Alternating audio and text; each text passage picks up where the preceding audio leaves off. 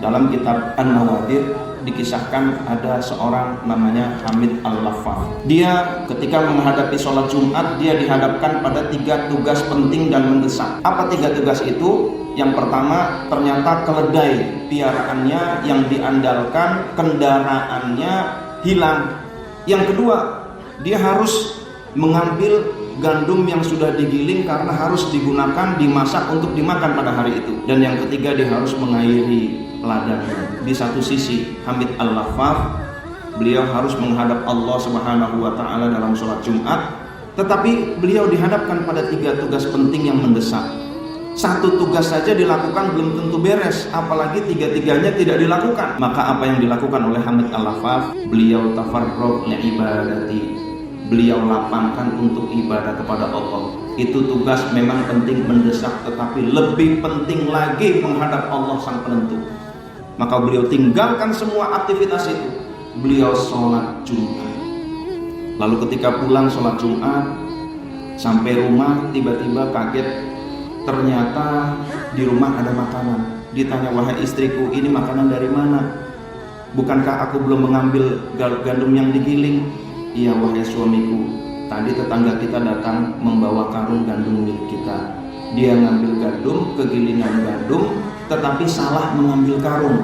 Pas dilihat ternyata gandum kita dan dikembalikan kepada kita, itulah yang aku masak. Setelah dilihat di belakang, ternyata loh, ini kok keledai kita ada. Bagaimana ceritanya? Iya, saat engkau sholat Jumat seperti ada yang mengetuk-ngetuk pintu, dobrak-dobrak pintu.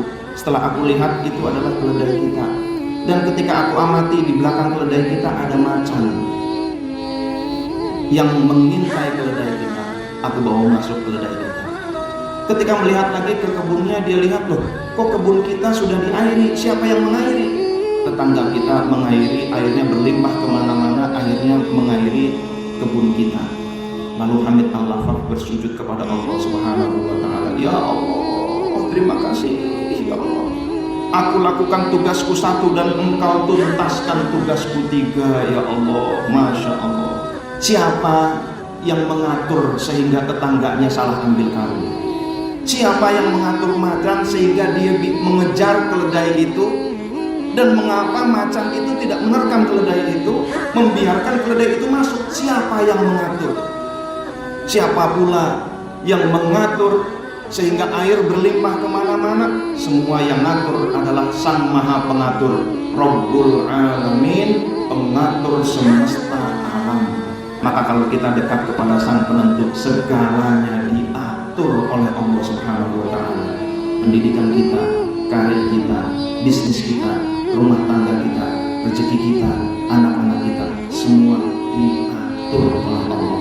Kuncinya 1, tafarrug li ibadati, berlapang-lapanglah dalam ibadah kepadaku.